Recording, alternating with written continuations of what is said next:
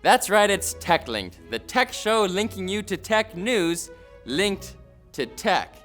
I'm Archibald Winchester, and here are today's top stories.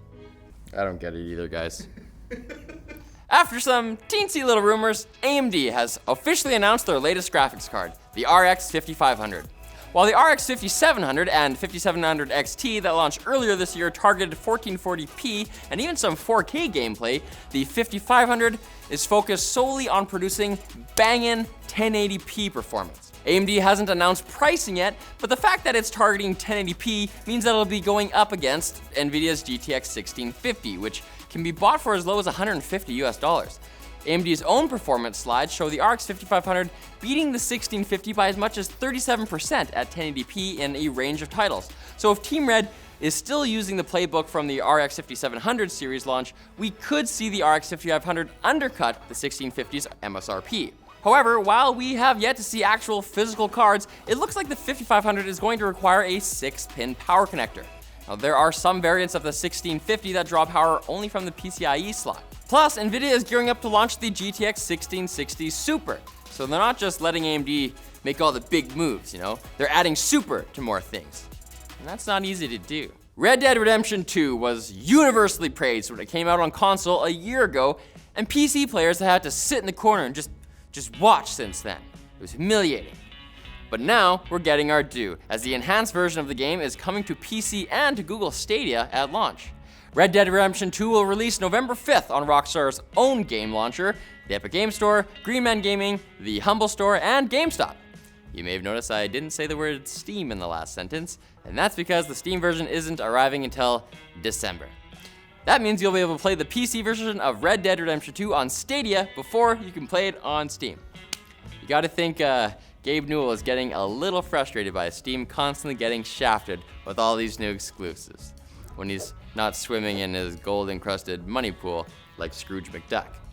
And Microsoft might be finally getting into the VR game with Xbox Scarlett, if recently discovered patent filings are to be believed. The patents cover a headset motion controller, a stylus, and a virtual reality floor mat activity region. So like a VR carpet? The mat would apparently include pressure sensors that would track your feet position in-game and could even have vibration built in. It's the biggest rumble controller ever! Images show someone using VR in such a mat in front of a TV with a Kinect clearly visible on top. That by itself might invalidate these patents, as Microsoft has pretty much given up on the Kinect as a gaming device. But Scarlett might just be the thing it needs for a comeback, right? Let's bring back the Kinect. Come on, who's with me, guys? Yeah! Okay. Now it's time for the quick bits, brought to you by Drop and the Sennheiser PC37X gaming headset. Its angle drivers are from the same family as the well-known HD 598 and HD 600 headphones for fantastic sound quality. Featuring an open back design and a noise-canceling microphone, it offers great stereo imaging and locational accuracy. Join the Drop today at the link below. Quick bits, now with less sodium, depending on the host. I'm salty. The market for Pixel 4 leaks is about fully saturated at this point, but we got one more, baby, before the official launch next week. Google's next flagship will apparently allow you to speak to the assistant just by raising your phone. This will almost certainly be janky and less useful than the squeeze to talk feature that they already have, but hey, it's a leak, and I'm not talking about it anymore until Tuesday. Turns out we might have only until June next year to wait for Intel's Z graphics cards. The company's chief graphics architect, Raja Koduri, tweeted an image on Friday of a license plate reading Think Z with a June 2020 expiration date.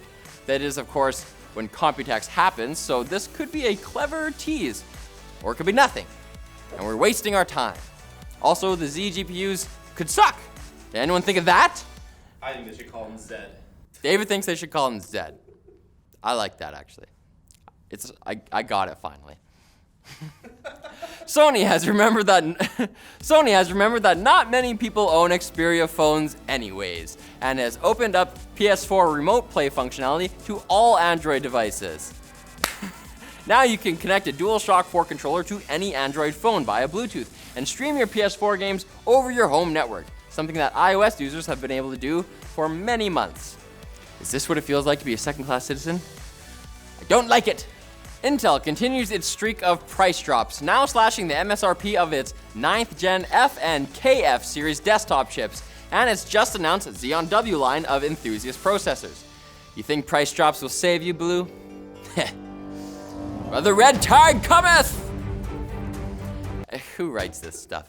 And days after PayPal left the Facebook-led LIBRA association, Apple CEO Tim Cook has publicly spoken against it, telling a French newspaper that the currency should stay in the hands of countries and that a private company shouldn't be looking to gain power this way. Cook's statement comes as Facebook faces questions from the European Commission concerning LIBRA's privacy, security, and stability. It's hard out here for a lizard person. Hey, he's not a lizard person, he's an android. And it's too hard to continue this episode, so now it's over. Come back on Wednesday for more tech news, or you're gonna have a bad time. Trust me, Darsh. A bad time. What's Darsh? Stan Darsh! Whoa! If you pizza when you should have french fried, you're gonna have a bad time. Come on.